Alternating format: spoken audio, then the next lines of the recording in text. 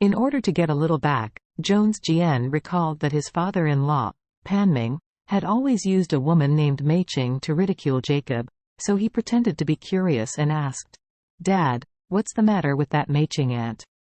"Huh? You always talk about her, which makes me quite curious."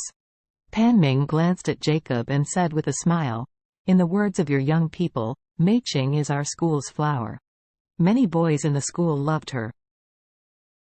The boys who chased her would probably have to go around university twice. Not only once." As he said, Pan Ming deliberately raised his voice and said with a smile, "Finally, this schoolgirl suddenly didn't know how he was blinded, and she was with Jacob.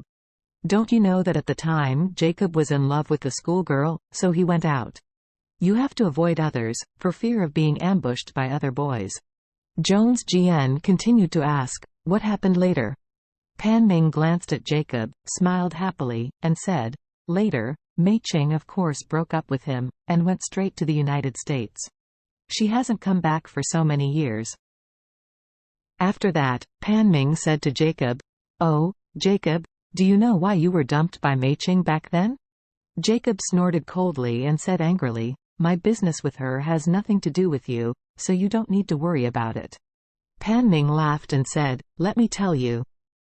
In fact, Mei Qing was chased by too many boys at school, and she had been annoyed after chasing her, so she wanted to find a fake boyfriend to solve those flies once and for all. Looking around, and finally choosing you to be her fake boyfriend, only you were in the dark. People who have finished with you and want to go abroad will naturally dump you, ha ha ha ha." Jacob blurted out angrily, "You don't talk nonsense here. I broke up with Mei Qing because of—" Speaking of this, Jacob couldn't talk anymore. His expression changed rapidly from anger to regret, desolation and sadness.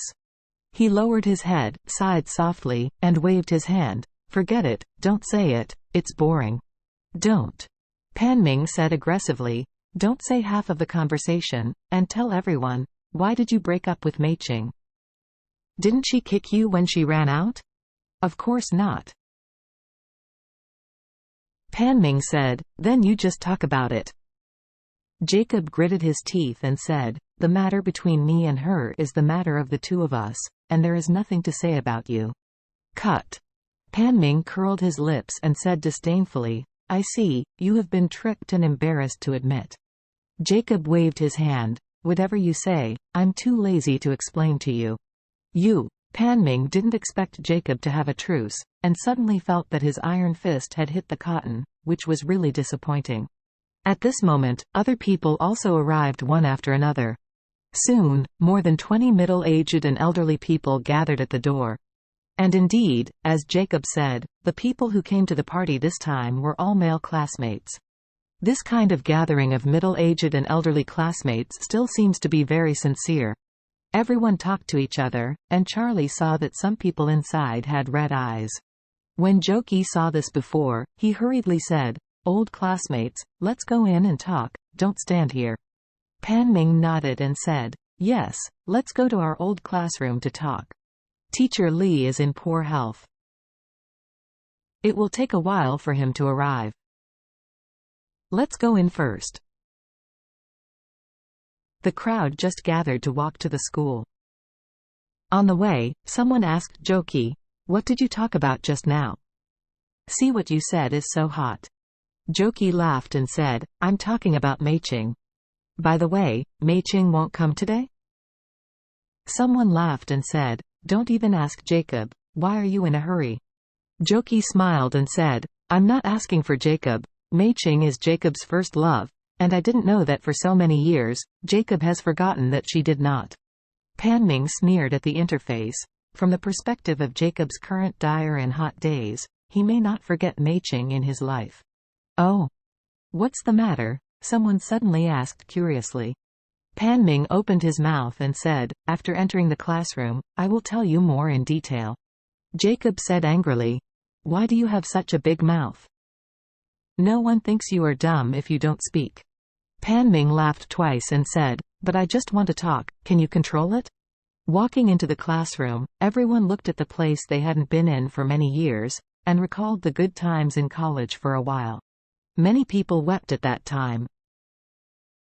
Pan Ming sat down in his seat, sighed with emotion, and said to the classmates, "It's not good to say it."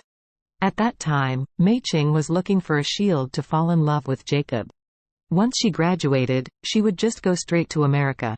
After speaking, Pan Ming said again, "I heard that Jacob's mother doesn't seem to like him, so he has done nothing in society these years. He finally gave birth to a beautiful girl, hoping to turn her over. Who knows that he will be found again. He came to get a wasteful son-in-law."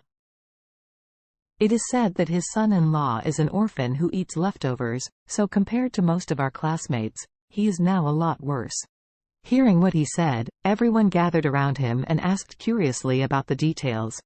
Charlie also touched his nose, thinking that Pan Ming really knew the situation of the old master. He even knew his orphan status and the things of eating leftovers at home. The resentment is indeed very deep. At this moment, someone said with a look of surprise, "Why is Jacob so miserable now?" In the past, Jacob was also the chairman of the student union and a famous top student in the school. Wouldn't it be such a mixed up? Jacob cursed angrily, "Pan Ming, can you shut up?" Jones Jian laughed and said, "Uncle Wilson, don't care too much. Everyone is just being happy, no one will really take it to heart. You also try to be open-minded.